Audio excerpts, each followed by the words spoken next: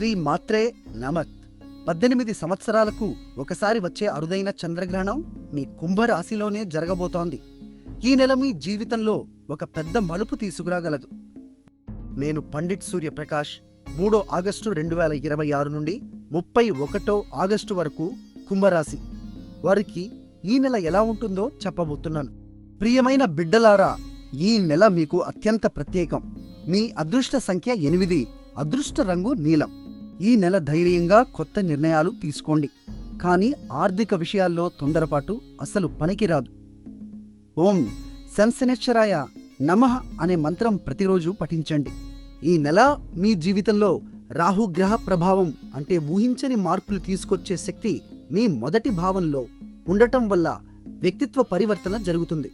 ముఖ్యంగా 28 ఆగస్టున శతభిష నక్షత్రంలో అంటే వైద్యం మరియు స్వస్థత సూచించే నక్షత్రంలో చంద్రగ్రహణం నేరుగా కుంభరాశిలో సంభవిస్తుంది. ఇది భావోద్వేగ శుద్ధి మరియు ఆత్మ పరివర్తనకు అద్భుతమైన సమయం. మొదటి వారం కెరీర్లో బాగుంటుంది. కుజుడు మరియు బుధుడు మీ 5వ భావంలో అంటే తెలివి మరియు సృజనాత్మకత స్థానంలో కలిసి ఉండటం వల్ల కొత్త ఆలోచనలు పుట్టుకొస్తాయి. కానీ జాగ్రత్త, 12 ఆగస్టున సూర్యగ్రహణం మీ 6వ భావంలో అంటే ఆరోగ్యం మరియు శత్రువుల స్థానంలో జరుగుతుంది. కాబట్టి 2వ వారంలో ఆరోగ్యం పట్ల అప్రమత్తంగా ఉండాలి. అదే రోజు గురువు అంటే జ్ఞానం మరియు అదృష్టానికి కారకుడు మౌఢ్యం నుండి బయటపడతాడు. దీనివల్ల ఆర్థిక అవరోధాలు తగ్గుతాయి.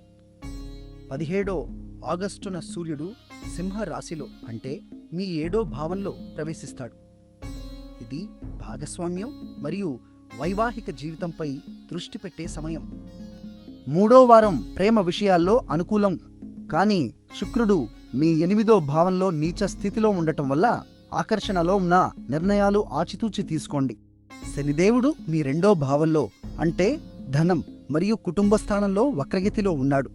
ఈ నెల అంతా ఆర్థిక విషయాల్లో నెమ్మదిగా ఆలోచించి అడుగులు వేయండి. 4వ వారం అత్యంత శక్తివంతం. 23 ఆగస్టున శ్రావణ పుత్రద ఏకాదశి నాడు విష్ణు పూజ చేయండి. ఇది కుటుంబ శ్రేయస్సుకు మంచిది.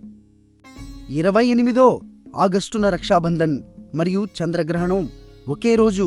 సోదర ప్రేమను పంచుకుంటూ ధ్యానం చేసి మానసిక శుద్ధి పొందండి. ఈ నెల మీకు ఏది ముఖ్యం?